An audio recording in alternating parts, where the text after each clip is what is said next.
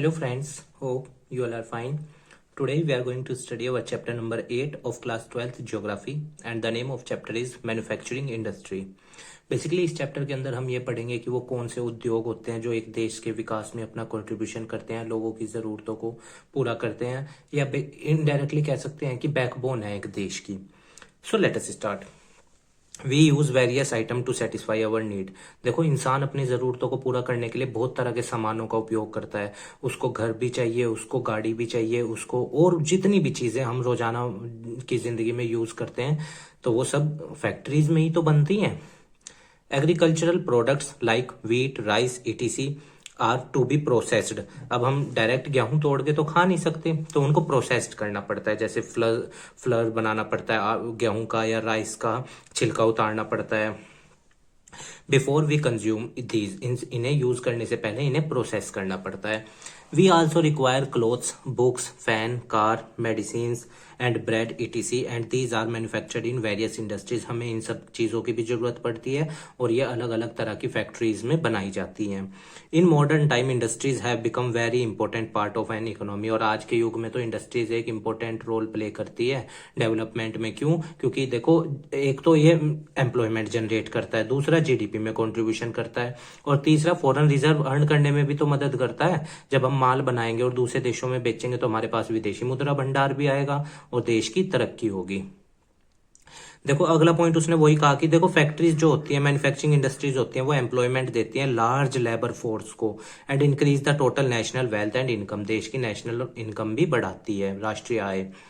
ठीक है. अब एक चीज याद रखना यहाँ पे, ये जो लार्ज लेबर फोर्स वाला कंसेप्ट है ना, देखो डेवलपिंग देश इंडिया जैसे देशों में तो चलो ये बात चल जाएगी कि हाँ भाई फैक्ट्रीज में लार्ज लेबर फोर्स को किया जाता है. पर जो डेवलप्ड देश है वहां पे मेनली कैपिटलिज्म फॉलो होता है और कैपिटलिज्म में क्या होता है, मशीनरीज, पूंजीवाद. क्योंकि एसेट्स वहां पे पैसा बहुत है तो वहां पे अधिकतर कैपिटल इंटेंसिव टेक्निक यूज होती है. पर जो इंडिया जैसे देश है, डेवलपिंग देश है, यहाँ पे labour intensive technique. Type of industries, तो हम इंडस्ट्रीज के टाइप पढ़ेंगे. सबसे पहले उनके मालिकाना हक के ऊपर. तो देखो, पब्लिक सेक्टर में वो इंडस्ट्रीज आ जाती हैं जिन पे सरकार का हक होता है, सरकार के द्वारा चलाई जाती हैं ये, और ये बेसिकली सोशल वेलफेयर के लिए होती है. इनका मेन एम प्रॉफिट कमाना नहीं होता. ठीक है. दीज कंपनीज और corporation are controlled by government, मैंने आपको बता दिया, and also funded by government ही इन्हें पैसा देती है. जैसे Bharat heavy electronic limited, steel authority of India limited, ठीक है ना, मिलिट्री हो गया, या पब्लिक एजुकेशन दी और पब्लिक हेल्थ भी आ जाएगा, रोड की मेंटेनेंस, पब्लिक पार्क्स. ठीक है, ये सब पब्लिक सेक्टर के अंदर आती हैं जिनकी मालिक कौन है, गवर्नमेंट है, पब्लिक इंडस्ट्रीज की या फिर पब्लिक गुड्स की. प्राइवेट सेक्टर जिनका मालिक एक व्यक्ति होता है या फिर संस्था होती है या फिर कह सकते हैं कि बहुत सारे व्यक्ति, क्योंकि पार्टनरशिप में भी तो चलती हैं फर्म, प्राइवेट फर्म्स. जैसे टिस्को हो गया, बजाज ऑटो लिमिटेड. ठीक है, याद रखना यहाँ पे प्राइवेट सेक्टर का मेन मोटिव क्या होता है, प्रॉफिट मैक्सिमाइजेशन. गवर्नमेंट का सोशल वेलफेयर. दोनों में अंतर समझ लीजिएगा. Joint and cooperative sector, these companies or corporations are controlled by both government and private owner. In joint और cooperative sector में क्या होता है, दोनों पब्लिक और प्राइवेट मिलके काम करती हैं. ठीक है. On the basis of their product, अब उत्पादन के उस पे हम इनको अगर कैटेगराइज करें तो पहले बेसिक गुड इंडस्ट्रीज क्या होती हैं, जो हमारी रोजाना भरी जो जरूरतें हैं उन्हें पूरा करती हैं. जैसे कपड़ा, पेन हो गया, शूज हो गए, बैग्स हो गए, ये सब चीजें. Basic good industries, these included machinery, manufacturing material and other goods or component used by other industries, जो दूसरे सामान यूज करें. कैपिटल गुड इंडस्ट्री जो बड़े बड़े मतलब कि क्या बनाती है, जिनमें मशीनें इन्वॉल्व होती हैं. It refers to product that are used in the production of other product. क्योंकि मशीनों का उपयोग हम किस में करते हैं, दूसरे सामान बनाने के लिए. तो देखो, मशीन एक तरह का फाइनल गुड है. क्यों? क्योंकि या तो वो उसके लिए होता है सेल्फ कंजप्शन के लिए या फिर इन्वेस्टमेंट के लिए. तो ये चीज. It refers to product that are used in the production of other product, दूसरे सामान इनसे बनाए जाएंगे. दीज इंक्लूड, इनके अंदर कौन कौन चीजें आ जाती हैं, machine, tools, industrial machinery, electrical equipment, textile machinery, printing and packaging machinery, ETC. These are capital good industries. Intermediate good industries, it is a product use to produce a final good और finished good. ठीक है. Intermediate goods वो सामान, अब देखिए यहाँ पे मैं आपको एक कंसेप्ट समझा रहा हूं. इंटरमीडिएट गुड्स वो गुड्स होते हैं जिनसे दूसरा सामान बनता है. अब जब उनसे दूसरा बनता है ना, वो खुद खत्म हो जाते हैं. और एक समान एक वक्त पे फाइनल भी हो सकता है और इंटरमीडिएट भी हो सकता है। देखो एक समान एक वक्त पे फाइनल कैसे होगा, जैसे अगर ये पेन है, ये मैं खरीद के ला रहा हूं, मतलब हाउस होल्ड खरीद के लाया, तो ये क्या होगा, फाइनल गुड। और अगर दुकान वाला खरीद के लाया तो वो इससे बेचेगा, तो उसके लिए क्या है, इंटरमीडिएट। तो इंटरमीडिएट गुड्स क्या होते हैं, रीसेल के लिए भी होते हैं, या तो दूसरा सामान बनेगा या रीसेल होगा। और याद रखना, एक सामान एक वक्त पे फाइनल भी हो सकता है, इंटरमीडिएट भी। ये किस चीज पे डिपेंड करता है कि उसे यूज कौन कर रहा है। Consumer good industries, these goods are ready for consumption, जो तैयार हैं उपयोग के लिए, और मतलब जिन्हें फर्दर प्रोडक्शन नहीं करना पड़ेगा। मतलब कि जैसे मान लो ये पेन है, ये रेडी हो चुका है, अब दुकान से गए हमने खरीद लिया, तो ये कंज्यूमर गुड है, जो मतलब कि यूज करने से पहले ट्रांसफॉर्म ना करना पड़े। अब जैसे चाय की पत्ती है, अब आप उसको डायरेक्ट तो हम उसको नहीं खा सकते, तो उसको कन्वर्ट करना पड़ेगा ना, तो that is not the consumer good. समझ रहे हैं। क्लोथिंग हो गया, फूड हो गया, ठीक है। कंज्यूमर गुड्स वो गुड्स हैं बेसिकली जो हमारी जरूरत को डायरेक्टली पूरा करते हो। रॉ मटेरियल के बेस पे भी हम इंडस्ट्रीज को क्लासिफाई कर सकते हैं। जो एग्रीकल्चर बेस्ड इंडस्ट्री होती हैं, ठीक है, पहली तो जो प्राइमरी सेक्टर के अंदर आती हैं, जो जैसे रॉ मटेरियल यूज करती हैं जो एग्रीकल्चर से आता है, जैसे शुगर केन, कॉटन, ठीक है। फॉरेस्ट बेस्ड इंडस्ट्री भी होती है, कुछ इंडस्ट्री ऐसी होती हैं जो बेड बनाती हैं, फर्नीचर्स बनाती है ना, तो वो फॉरेस्ट बेस्ड है। क्यों? क्योंकि उन्हें लकड़ी जंगलों से मिलती है, टॉयलेट पेपर बनाते हैं। मिनरल बेस्ड इंडस्ट्रीज, ये बड़ी बड़ी हैवी इंडस्ट्रीज होगी, iron and steel industries minerals का यूज करती हैं, ठीक है, चाहे वो फ्यूरस है या नॉन फ्यूरस है। फ्यूरस मिनरल याद रखना, उनके अंदर आयरन होता है, नॉन फ्यूरस के अंदर आयरन कंटेन नहीं होता।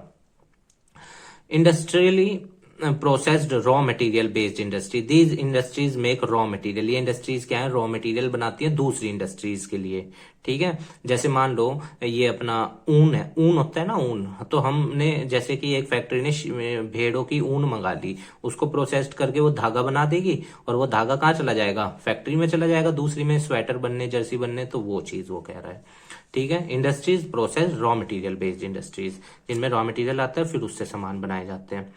लोकेशन ऑफ इंडस्ट्रीज, देखो लोकेशन ऑफ इंडस्ट्रीज पे भी हम इंडस्ट्रीज को क्लासिफाई करते हैं। सबसे पहले रॉ मटेरियल, एक इंडस्ट्रीज, जैसे मान लो कोयले की इंडस्ट्री है, अब कोयला मिलता कहाँ है, बेसिकली झारखंड में, तो अब वो झारखंड में लगाएगा अपने आप को या उत्तराखंड में लगाएगा, जाहिर सी बात है झारखंड में। क्यों? क्योंकि वहां उसको रॉ मटेरियल मिल रहा है, ट्रांसपोर्टेशन कॉस्ट कम आएगी, वो चीज वो कह रहा है। Industries are located in the regions where raw material are located, देखो जहां पे इंडस्ट्रीज को रॉ मटेरियल सस्ते दरों पे मिल जाए, उसकी ट्रांसपोर्टेशन कम आए, वो वहीं पे ही फैक्ट्री को लगाती है। Similarly the location of pulp, गुदा निकाला जाता है, इंडस्ट्रीज कॉपर मेल्टिंग, पिंगलाना एंड बिग आयरन इंडस्ट्रीज हो गई है, ठीक है, इसको बिग कर लीजिए। Big iron industries are located near their raw material, तो जितनी भी बड़ी फैक्ट्रीज होती हैं अधिकतर वो कहाँ पे लगती हैं, जहां पे क्या है, रॉ मटेरियल अवेलेबल है, चीप लेबर अवेलेबल है, जमीन सस्ती है, रोड बढ़िया है, वहीं तो उसकी लागत कम आएगी और कंपटीशन में वो सरवाइव कर पाएगी। मान लो लागत ज्यादा आ गई, रेट महंगे हो गए, तो फिर कंपटीशन में उसका माल बिकेगा नहीं। तो इंडस्ट्रीज क्या प्रिफेयर करती हैं कि भाई उन्हें रॉ मटेरियल जहां मिलेगा वो वहां सेटअप होंगी। ये भी एक कारण है कि बहुत सारे रीजन बैकवर्ड रह जाते हैं। क्यों? क्योंकि वहां रॉ मटेरियल नहीं है। अब फॉर एग्जाम्पल राजस्थान में आप देख लो, जो डेजर्टेड एरिया है वहां कोई फैक्ट्री लगाएगा नहीं, लगाएगा क्यों? क्योंकि उसको वहां रॉ मटेरियल नहीं मिल रहा है। तो ये चीज in iron and steel industries, iron ore and coal both are weight losing raw material, ये बहुत इंपॉर्टेंट है और मतलब कि क्या है, बैकबोन का रूप में काम करते हैं। क्योंकि आप देखो सबसे ज्यादा इलेक्ट्रिसिटी भी हमारे यहाँ थर्मल एनर्जी से ही प्रोड्यूस होती है, कोयले से ही। और आयरन और तो या आप जानते ही हैं, आयरन तो एक देश की बैकबोन है, हर चीज में आयरन उपयोग होता है, लगभग घर में देख लीजिए आप, चाहे अलमारी की बात कर लीजिए, चाहे गेट की बात कर लीजिए, विंडोज, या बहुत सारी चीजों में आयरन यूज होता है। This is why most of the iron and steel industries are located either near coal field, Bokaro, Durgapur, etc और नियर सोर्स ऑफ आयरन और, जहां ये बड़ी इंडस्ट्रीज कहाँ पे लगती हैं अधिकतर, आयरन एंड स्टील की, क्योंकि इन्हें हीट बहुत चाहिए होती है ना, पिघलाना पड़ता है, तो कोयला भी चाहिए बड़ी मात्रा में, तो ये हमेशा वहां पे लगती है जहां इन्हें आयरन भी मिल जाए और कोयला भी मिल जाए, ताकि इनकी लागत कम आए। और हम तो दुनिया में चाइना के बाद सबसे ज्यादा स्टील प्रोडक्शन करते हैं। पावर, अब जहां पे इलेक्ट्रिसिटी होगी जाहिर सी बात है इंडस्ट्री तो वहीं जाएगी। क्यों, मान लो अब मैंने इंडस्ट्री लगा ली पहाड़ी इलाकों में, अब वहां मुझे वो मिल नहीं रही है बिजली, तो फैक्ट्रियां कैसे चलेंगी। और अब आप कहोगे कि भाई कोयले से चल जाएंगी, तो कोयला भी तो ट्रांसपोर्ट करना पड़ेगा। अब मान लो आप कहोगे ट्रक से, तो भाई एक बात बताओ, ठंड में तो वहां पे रोड ही क्या हो जाते हैं, पहाड़ों से लैंडस्लाइड की वजह से रोड वो हो जाते हैं बाधित, तो फिर क्या होगा, फैक्ट्री में नुकसान। तो ये चीज, power provides the motive force for machine and therefore its supply has to be ensured before the location of any industry। तो भाई पावर से ही, बिजली से ही क्या होती है, फैक्ट्री चलती है। और अगर कहीं पे फैक्ट्री लगा रहे हैं तो फैक्ट्री लगाने वाला पहले ये भी देखेगा कि यहाँ पे बिजली है या नहीं है, कल को फैक्ट्रीज चल भी पाएंगी या नहीं।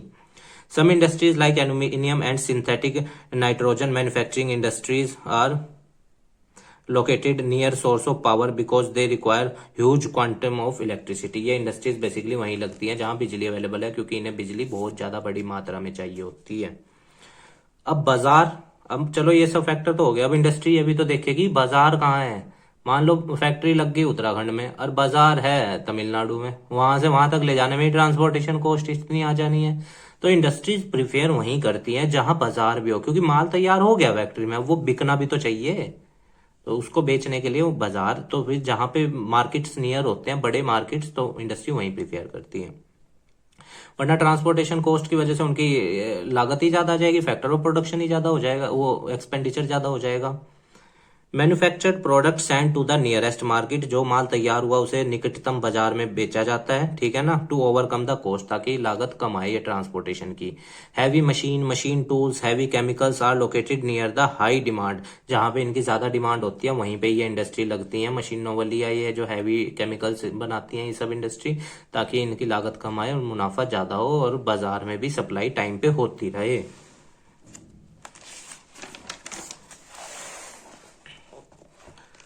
Cotton textile industry uses a non-weight losing raw material and is generally located in large urban centers। Example Mumbai, Ahmedabad, Surat, basically यहाँ पे लगती है। और इसमें क्या होता है, वेट इसमें कम होता है। आप जानती हैं कॉटन में 5 किलो कॉटन एक पूरे बैग में भर जाती है, बड़े वाले में। Petroleum refineries are also located, ये पोर्ट्स के, अधिकतर पोर्ट्स के नजदीक लगती है, ताकि जहां से क्या किया जा सके, सप्लाई सही सुचारू रूप से चलाई जा सके। Petroleum refineries are located near the markets as the transport of crude oil is easier. आसान होता है, बाजार के पास नजदीक रहेगा तो पेट्रोल पंप तक, रोड तक पहुंचाने में आसानी रहेगी। And several products derived from them are used as raw material in other industries. Example Mathura and Barauni refineries, ये 2 एग्जांपल हैं। क्योंकि मथुरा और बरौनी वाली रिफाइनरी ऐसी लोकेशन पे है जहां से अधिकतर सप्लाई की जा सकती है हर इलाके में, चाहे दिल्ली में चले जाओ, चाहे राजस्थान वाली साइड, वो चीजें। ट्रांसपोर्ट, अब भाई ट्रांसपोर्ट भी अवेलेबल होना चाहिए तभी तो इंडस्ट्री लगेगी। अब मान लो जैसे फैक्ट्री में माल बन गया, बाजार के नजदीक है, चलो फैक्ट्री ये भी मान लिया। अब अगर गाड़ी ही नहीं है तो फैक्ट्री से बाजार तक माल जाएगा कैसे, अगर रोड ही ना हो। तो इंडस्ट्री वहां पे ही लगती है जहां पे रोड और कम्युनिकेशन बढ़िया हो, ताकि उसका माल टाइम पे पहुंचे और उसका रॉ मटेरियल भी टाइम पे आए।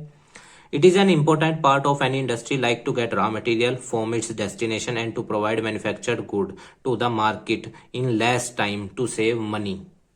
सही बात है, जहां पे ट्रांसपोर्टेशन उसे कॉस्ट कम आएगी वहीं पे इंडस्ट्री प्रिफेयर करेगी। क्यों, क्योंकि उसका मुनाफा बढ़ेगा।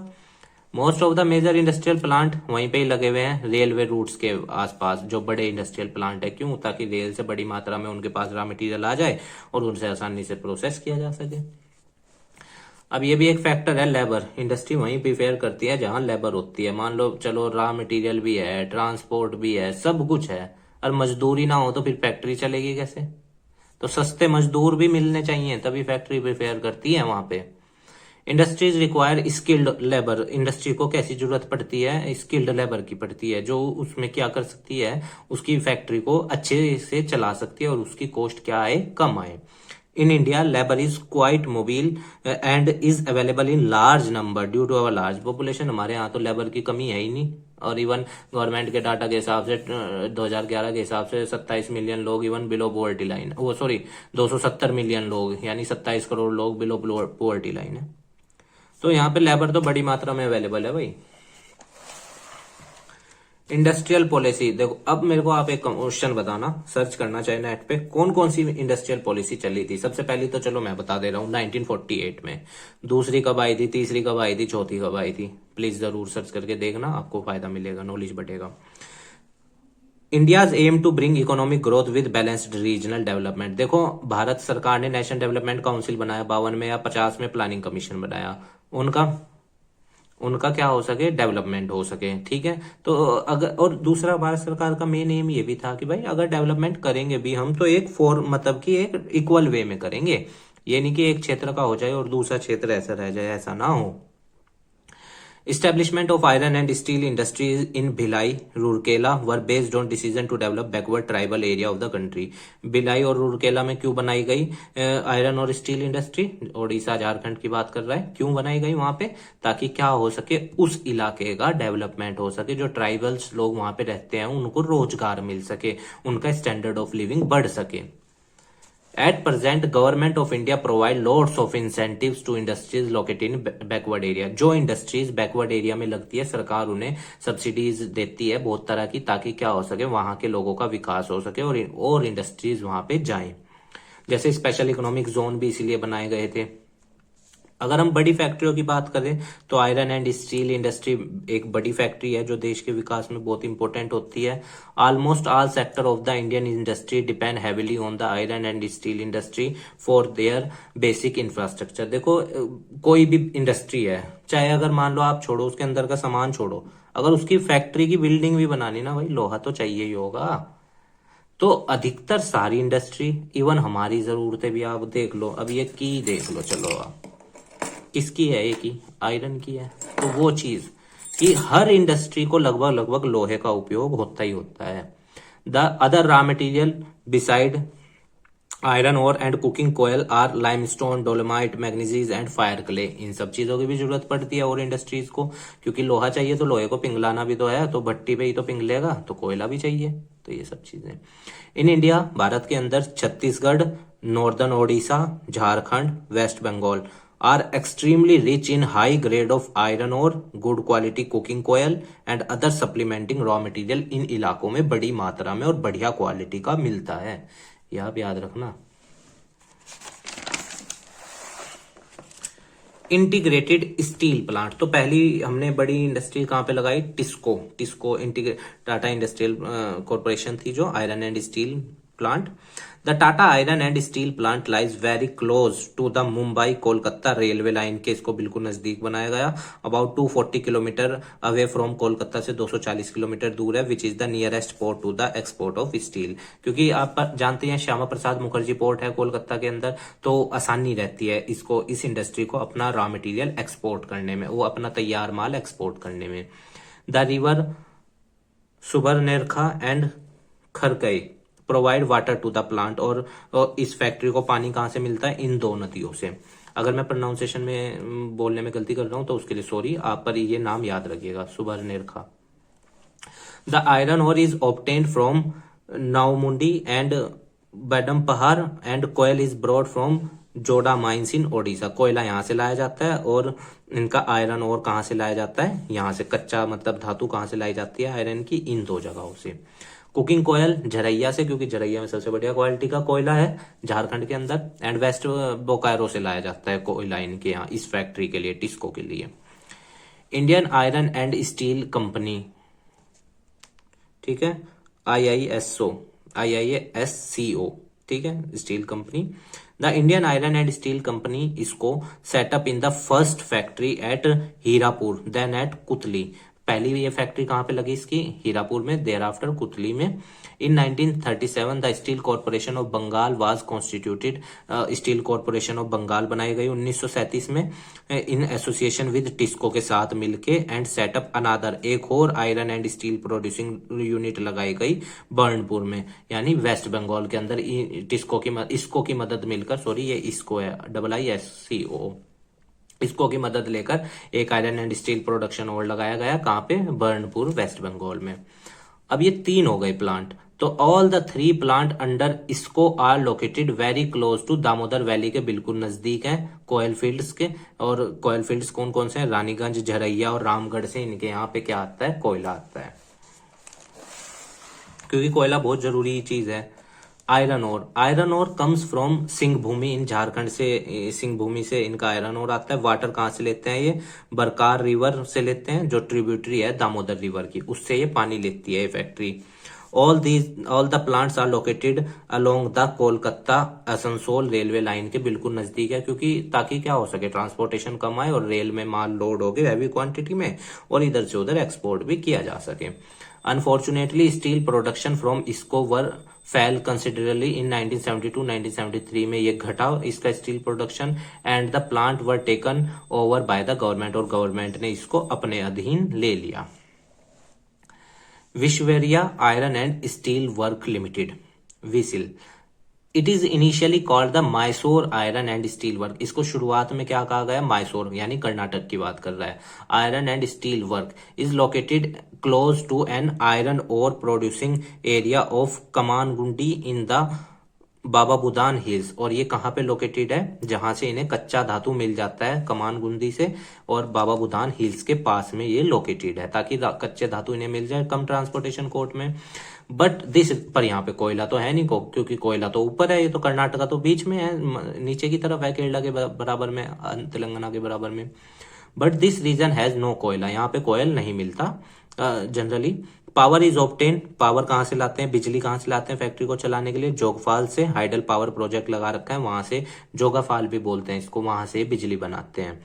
The Bhadravati river supplies water to the plant, और भद्रावती रिवर से इनको क्या मिलता है? पानी मिलता है इस फैक्ट्री को, विसिल को, Visvesvaraya iron and steel work limited. This plant produce specialised steel and alloys, और ये क्या बनाता है? स्टील और एलॉयज बनाता है। बेसिकली आप ये याद रखना, ये प्लांट है कहाँ, कौन से सन में बना, कौन सी रिवर से लिया जाता है पानी, लोकेशन क्या है, और क्या प्रोडक्शन करता है, वो आपके लिए मेन है।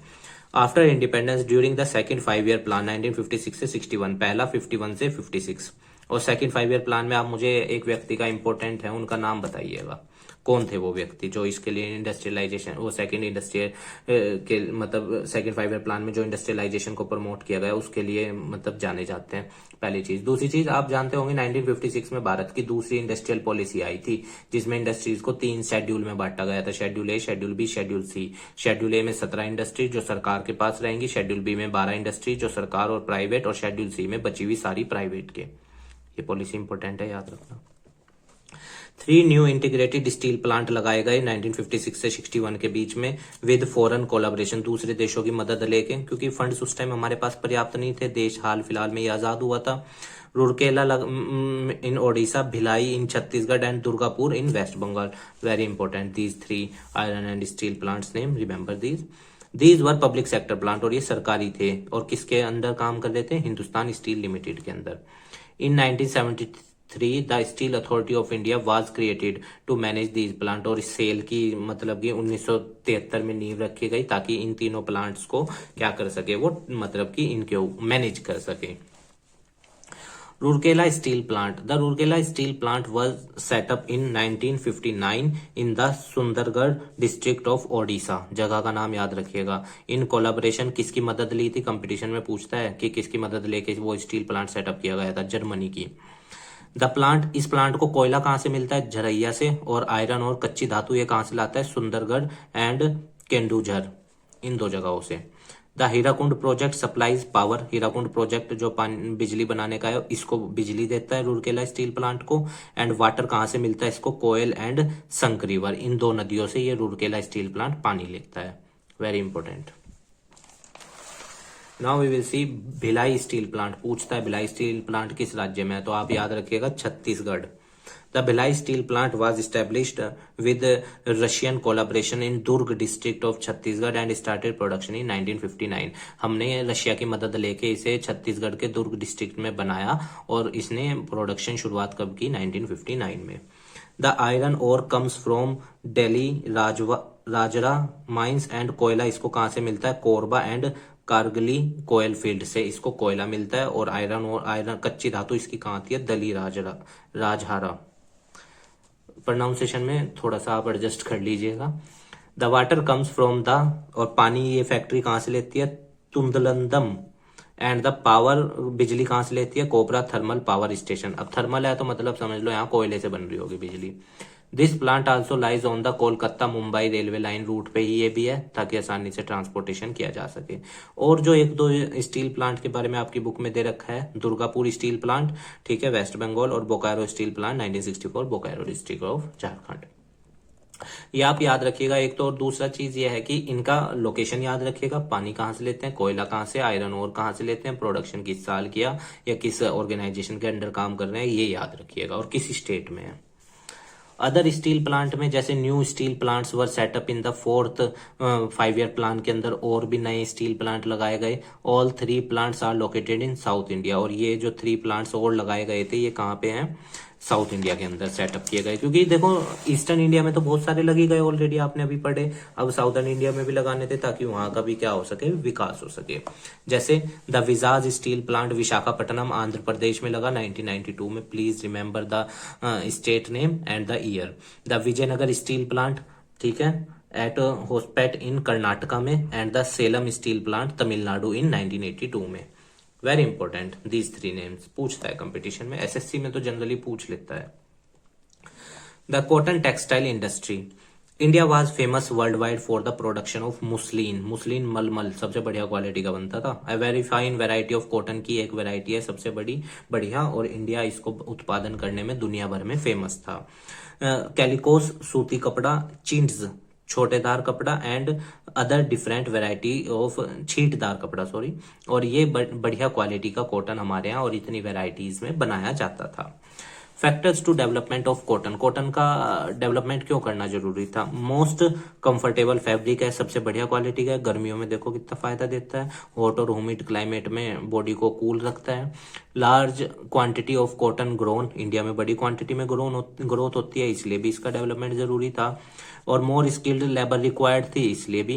And that also available in the country, ये सब चीजें हमारे देश में अवेलेबल थी, इसलिए हमने इसका विकास करना शुरू किया। इन 1854 the first modern cotton mill was establish. 1854 में भारत के अंदर पहली कॉटन फैक्ट्री लगी, ठीक है। The raw cotton transported from Mumbai port to England, और यहाँ से कॉटन को भेजा गया कहाँ पे? इंग्लैंड में। अच्छा, दूसरी बात यह है कि अभी यहाँ पे कॉटन की जो असली मांग इंडिया के अंदर हुई थी ना, वो पहले विश्व युद्ध या दूसरे विश्व युद्ध के दौरान हुई थी। 1914 से 18 पहला विश्व युद्ध, और 1939 से 45 दूसरा विश्व युद्ध। क्योंकि उस टाइम जो ब्रिटेन था ना, वो मतलब कि 90% कॉटन कहाँ से लाता था? अपना अमेरिका से। अब वो तो इन्वॉल्व था वर्ल्ड वॉर में, तो इसने इंडिया को कहा कि आप हमें बना के दो। और एक्सपोर्ट सरप्लस जो होता था ना, वो अपने लिए यूज कर लेता था, वो और एक्सपेंसिस में फाइनेंस करने के लिए। इतने चालाक थे वो लोग, अंग्रेज। The Shahpur mill and calico mill were established इन अहमदाबाद के अंदर ये दोनों मिल लगाई गई, कपड़े की फैक्ट्री जहां पे कपड़ा बनता था। आफ्टर पार्टीशन 1947 में जब पार्टीशन हो गया, सफर्ड अ मेजर रिसेशन, मंदी आई देश के अंदर, क्योंकि बहुत सारी भूभाग बट गया ना देश का। Because India was left with 409 miles and only 29% of cotton producing area, whereas good quality of cotton had gone to West Pakistan. देखो अब हमें नुकसान क्या हुआ, बढ़िया क्वालिटी की जमीन जो कॉटन की थी वो वेस्ट पाकिस्तान में चलेगी, और उधर जूट वाली ईस्ट पाकिस्तान में चलेगी, जिसे आज हम बांग्लादेश कहते हैं। 71 में आजाद कराया था ना ईस्ट पाकिस्तान को वेस्ट पाकिस्तान से। तो यो हमें नुकसान रहा, कॉटन की बढ़िया जमीन वेस्ट में चली गई, जूट की बढ़िया जमीन ईस्ट में चली गई, और देश में सिर्फ 409 मील रह गई थी उस पट्टी पे। इन 1998 इंडिया के अंदर 1782 मिल्स थी। 192 मिल्स पब्लिक सेक्टर सरकारी थी, 151 कोऑपरेटिव थी, और 1439 प्राइवेट सेक्टर की थी। ये डाटा याद रखना। Cotton is pure raw material which does not lose weight in the manufacturing process. ये बढ़िया क्वालिटी का होता है, और ये मतलब कि मैन्युफैक्चरिंग प्रोसेस के दौरान ये अपना वेट भी नहीं खोता। महाराष्ट्र, गुजरात, तमिलनाडु ये लीडिंग प्रोड्यूसर हैं इसके कॉटन के। Tamil Nadu has the largest number of mills, सबसे ज्यादा फैक्ट्री कॉटन की कहाँ है? तमिलनाडु में। दे प्रोड्यूस यार्न, धागा बनता है, रेदर देन क्लोथ, क्लोथ की जगह ये धागा बनाते हैं, और फिर धागा बना के किसको बेच देते हैं? क्लोथ बनाने वाली फैक्ट्रीज को। In Andhra Pradesh, the cotton textile industry is located in the cotton producing Telangana region में मतलब लगी हुई हैं ये, where most of the mills are spinning, जो क्या करती हैं? कताई करती हैं कपड़े की या धागे की। mills producing yarn, ये भी धागा ही बना रही हैं। इट इम्पोर्टेंट सेंटर आर, और कहाँ पे है इम्पोर्टेंट सेंटर साउथ में? Hyderabad, Secunderabad, Warangal, Guntur.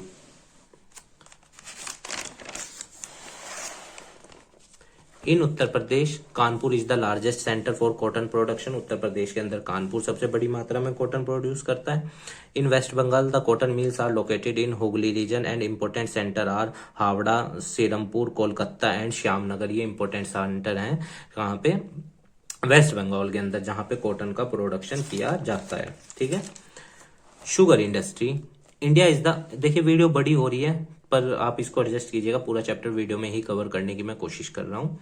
Sugar industry India is the largest producer of both sugar cane and sugar का हम सबसे बड़े उत्पादक में आते हैं दुनिया में। जितना भी दुनिया में शुगर का केन का प्रोडक्शन होता है या शुगर का प्रोडक्शन होता है उसका 8% भारत करता है। खंडासरी और गुड़ को हम जैगरी बोलते हैं, और उत्तर प्रदेश में तो आप जानते हैं कितनी बढ़िया क्वालिटी का गुड़ मिलता है, हमारे इधर और बढ़िया मिलता है। Khandsari and gur jaggery are also prepared from sugar cane. ये भी शुगर केन से ही बनाई जाती हैं, खाते हैं इसलिए बता रहे हैं, बढ़िया क्वालिटी का मिलता है। द इंडस्ट्री प्रोवाइड एम्प्लॉयमेंट, रोजगार मिलता है बहुत लोगों को, इससे 4 लाख से ज्यादा लोगों को डायरेक्टली और लार्ज नंबर फार्मर्स को तो इनडायरेक्टली मिलता है। जानते हैं आप, डायरेक्टली मतलब जो लोग इसी फैक्ट्रियों में या जैसे आप हमारे इधर तो बोलते हैं कोल्लू बोलते हैं उसको, उसमें गुड़ बना रहे हैं या फिर फैक्ट्रीज में काम कर रहे हैं शुगर केन की। शुगर इंडस्ट्री सीजनल है, 6 महीने काम 6 महीने बंद। फर्स्ट शुगर मिल बिहार में बनी थी 1903 में।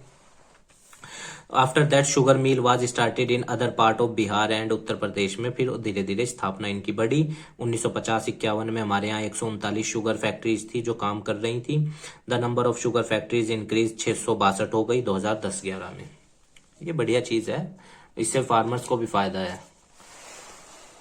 लोकेशन ऑफ शुगर इंडस्ट्री, अब देखो ये तो कॉमन चीज बात है, इंडस्ट्री वहीं लगेगी शुगर केन की जहां से रॉ मटेरियल मिलेगा, लेबर मिलेगी। अभी जो फैक्टर पड़े, sugar cane is weight losing crop, its sucrose content begin to dry during haulage after harvested from the field.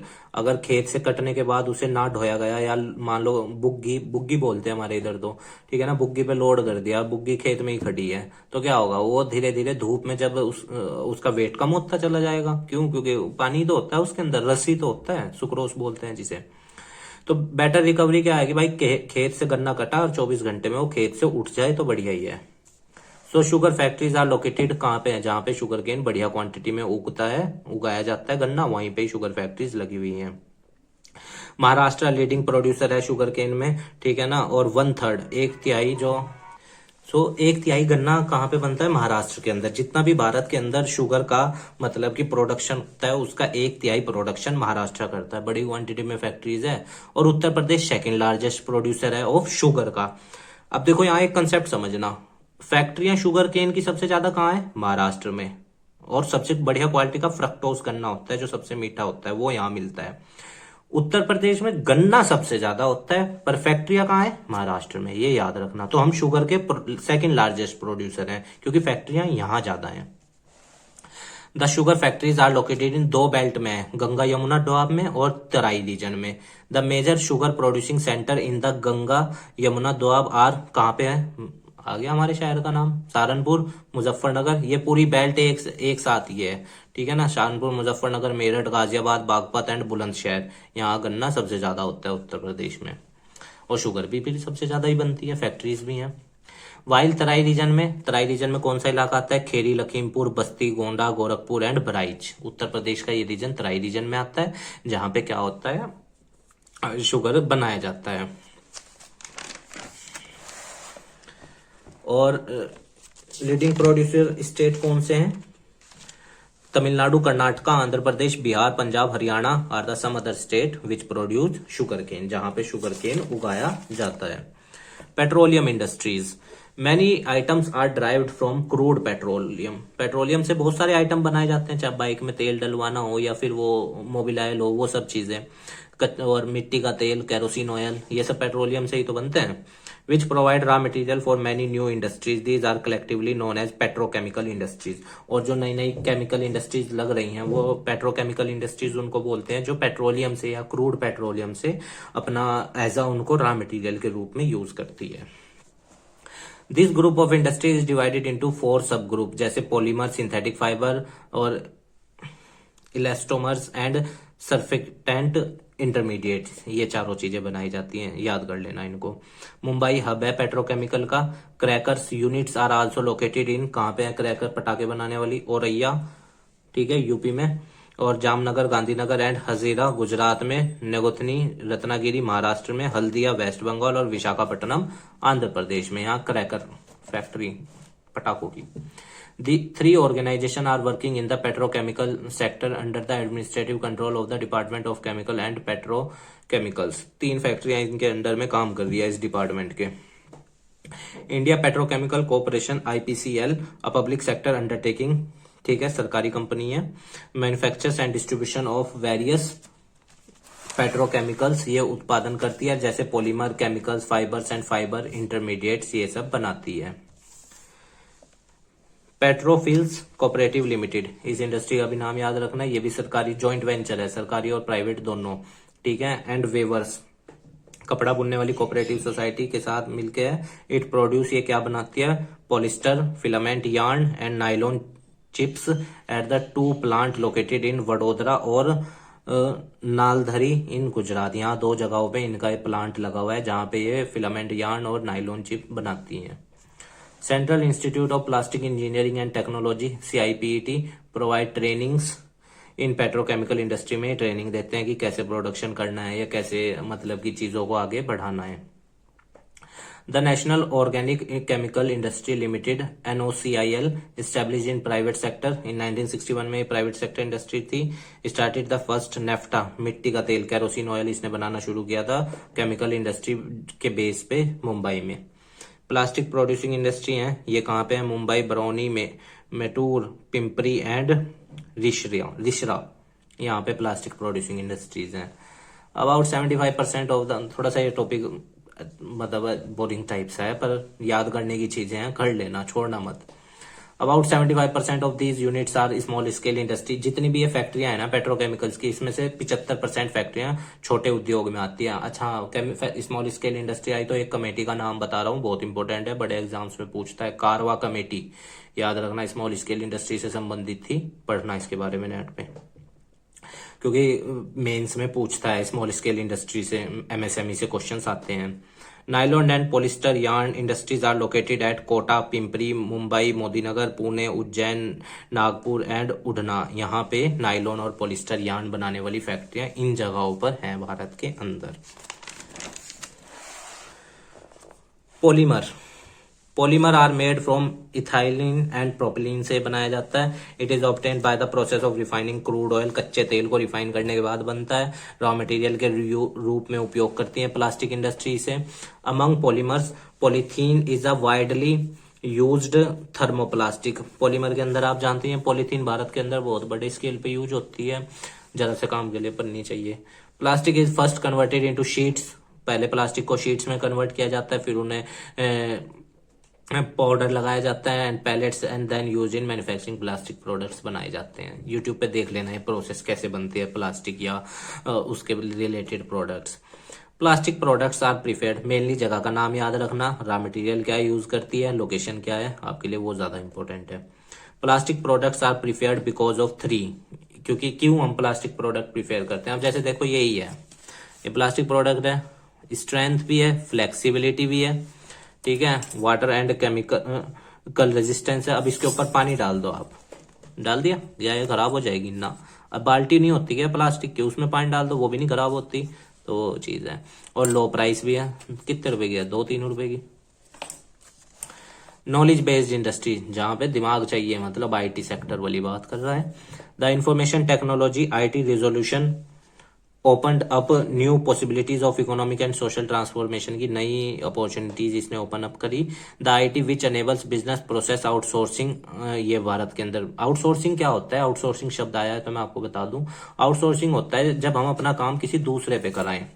जैसे मान लो ये अमेरिका है और ये इंडिया है, और ये अमेरिका के अंदर एक फैक्ट्री है, ठीक है, पर ये फैक्ट्री ना अमेरिकन लोगों पे ना काम करवा के इंडियन पे करवा रही, क्यों, क्योंकि इन्हें यहाँ सस्ती लेबर, स्किल्ड लेबर मिल रही, इसलिए ये कंपनी यहाँ के लोगों से ना करा के यहाँ के, इसे आउटसोर्सिंग बोलते हैं। और भारत के अंदर BPO call centre, international calls के दुनिया भर के लगे हुए हैं, गुड़गांव, नोएडा, दिल्ली में।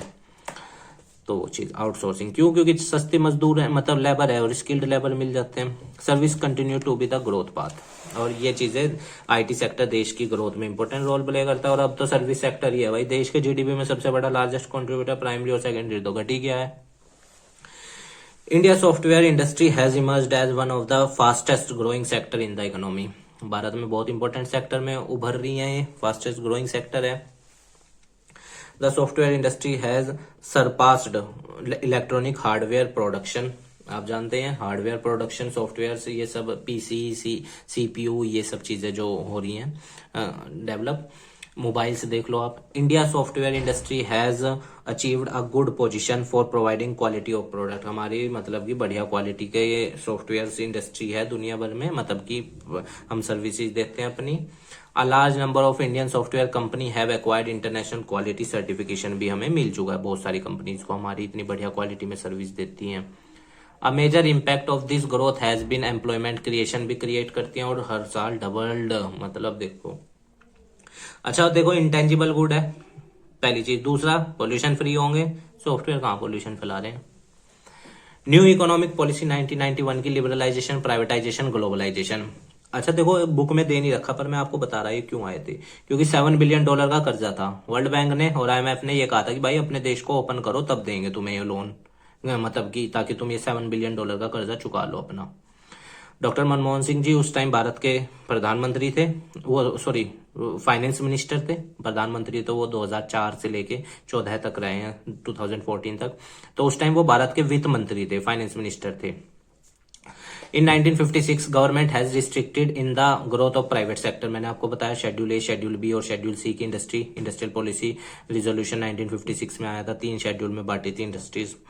Said to must taken license for the manufacturing industries as well as for the industrial growth. Due to this many industries were facing loss. क्योंकि सरकार ने अपने लगभग हर सेक्टर में कंट्रोल बना के रख रखा था। भाई देखो, अगर एक देश का विकास करना है तो प्राइवेट सेक्टर को उभारना पड़ेगा, वरना आप गवर्नमेंट के भरोसे गवर्नमेंट कहाँ कहाँ ध्यान देगी। उसको इंटरनेशनली भी देखने हैं, बॉर्डर इश्यूज भी, इंटरनल एम्प्लॉयमेंट जनरेशन, कहाँ कहाँ वो ध्यान दे। तो ये चीज, तो उस टाइम डॉक्टर मनमोहन सिंह जी भारत के वित्त मंत्री थे और पीवी नरसिम्हा राव जी भारत के प्रधानमंत्री थे। तो इस पॉलिसी के अंदर 3 चीज थी, लिबरलाइजेशन, प्राइवेटाइजेशन, ग्लोबलाइजेशन। लिबरलाइजेशन का मतलब होता है लाइसेंस प्रक्रिया को आसान बना देना, ताकि कंपनीज को हर चीज के लिए लाइसेंस ना लेना पड़े। मैं डिस्क्रिप्शन में एक लिंक दूंगा, आप उसको देख लेना। यहाँ आई बटन में भी मैं लिंक दे दूंगा। वो इंडियन इकोनॉमी की वीडियो है मेरी, चैप्टर 3, ठीक है, न्यू इकोनॉमिक पॉलिसी पे ही है पूरा। अगर आप इसको और अच्छे से देखना चाहते हैं उसे देख लेना। आई बटन में आपको यहाँ वो वीडियो का प्लेलिस्ट का लिंक मिल जाएगा और डिस्क्रिप्शन में उस वीडियो का लिंक मिल जाएगा। लिबरलाइजेशन, प्राइवेटाइजेशन में हर चीज के लिए जो सरकारी कंपनियां थी, सरकार ने क्या करा, 2 कंसेप्ट को डिसइन्वेस्टमेंट प्रमोट करी, अपना पैसा निकाला हर जगह से, प्राइवेटाइजेशन को बढ़ावा दिया और ट्रांसफर ऑफ ओनरशिप भी किया। ग्लोबलाइजेशन में क्या होता है, हम लोग फ्री होती हैं, हमारी कंपनीज को आजादी दे दी कि दुनिया में कहीं भी बेचो अपना माल। पहले क्या था, रिस्ट्रिक्शन थी, पर उसको फ्री कर दिया। तो ये भी बढ़िया चीज है, इससे हमारा विदेशी मुद्रा भंडार बढ़ेगा, एक्सचेंज ऑफ कल्चरल एक्टिविटीज होंगी। The major objective of this policy was to increase productivity and employment opportunities. India के अंदर बढ़ानी थी, इसलिए हम इस पॉलिसी को लेके आए।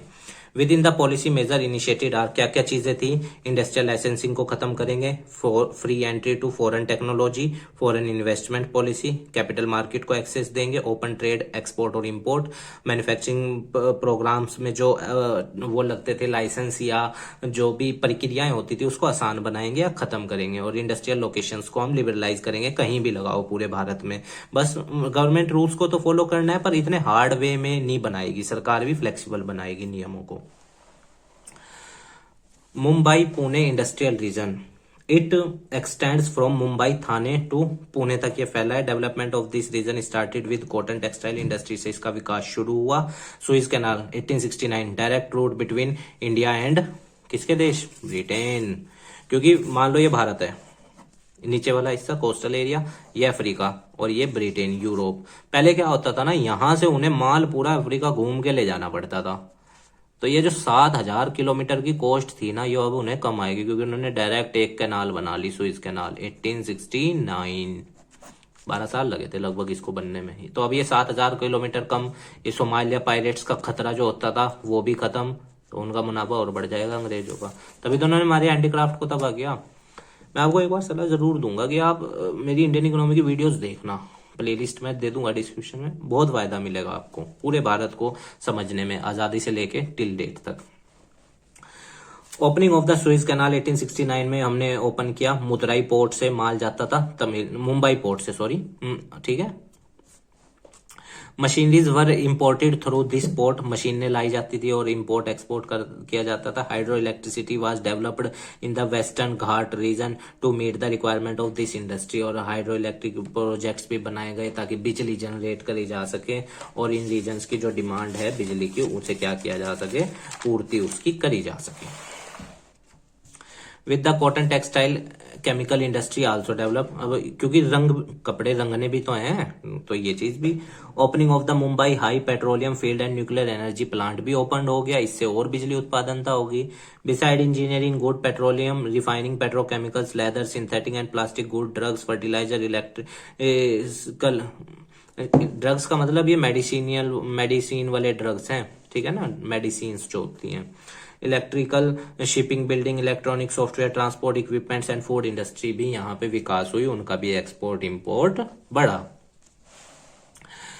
इंपोर्टेंट इंडस्ट्रियल सेंटर कौन कौन से थे? Mumbai, Colaba, Kalyan, Thane, Trombay, Pune, Pimpri, Nashik, Ahmednagar, Solapur, Sangli, Satara, E T C. These are the very important industrial sector जहां पे मेनली फैक्ट्रीज लगाई गई। Hooghly industrial region, Hooghly West Bengal का हुगली का तो मतलब वेस्ट बंगाल है।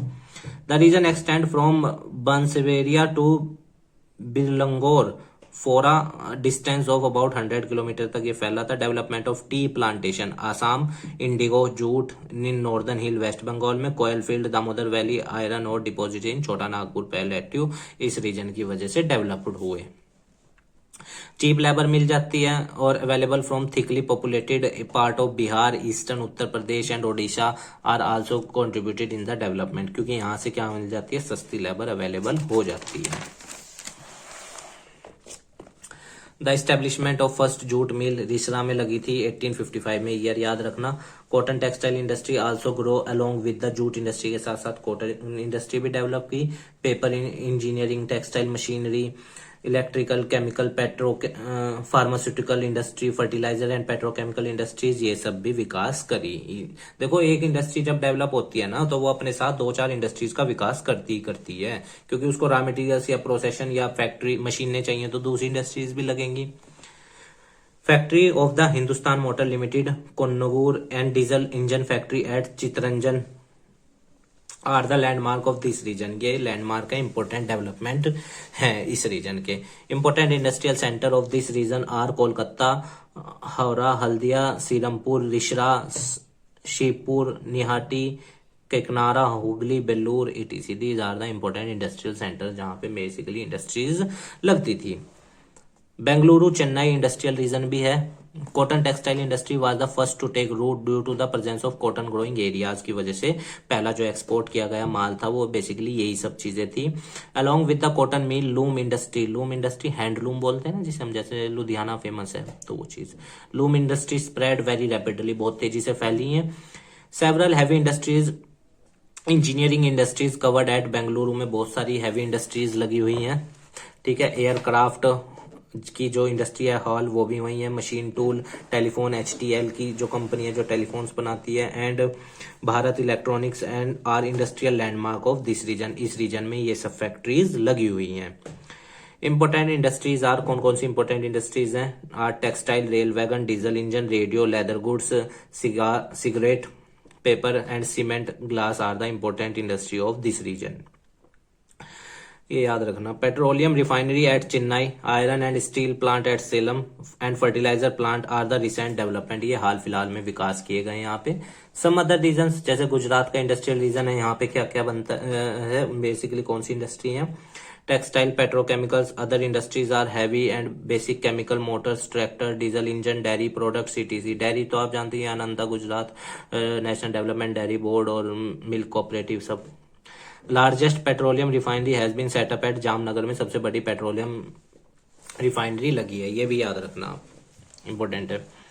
Chota Nagpur region, this region has coal in the Damodar valley and metallic and non metallic minerals in Jharkhand and northern Odisha से ये इन चीजों को लाते हैं, इनका विकास होता है इधर, मतलब यूज किया जाता है। To meet the power requirement, को अपनी बिजली की जो जरूरतें हैं उनको पूरा करने के लिए यहाँ पे जो फैक्ट्रीज हैं वो थर्मल को यूज करती हैं, थर्मल बिजली को, और हाइड्रो इलेक्ट्रिकल प्लांट को। पर थर्मल ज्यादा होता है क्योंकि कोयला उस रीजन में ज्यादा अवेलेबल है ना, तो सस्ती पड़ती है।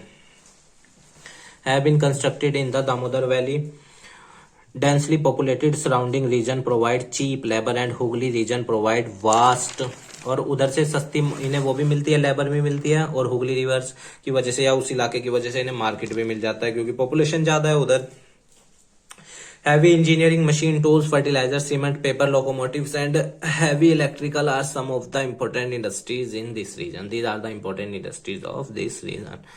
Finally चैप्टर पूरा हुआ। तो ठीक है स्टूडेंट्स, स्वस्थ रहिए, मन लगाकर मेहनत कीजिए, खूब नाम कमाइए, अच्छे से पढ़ाई कीजिए। कोई क्वेरी है किसी भी पॉइंट से रिलेटेड कमेंट बॉक्स में बता देना, हम उसका आंसर दे देंगे। बाकी स्वस्थ रहना, और देखो अगर किसी पॉइंट से आपकी कोई भावना हर्ट हुई है तो उसके लिए हम आपसे क्षमा मांगते हैं। हमारी कोई इंटेंशन नहीं है आपकी किसी भावना को हर्ट करने की। हम भी लर्नर हैं, आप भी लर्नर हैं, हमें भी देख के सोचना ही पड़ता है और बोल रहे हैं। तो बाकी as a student, as a learner ही चीज़ों को लाइटली ही लीजिएगा।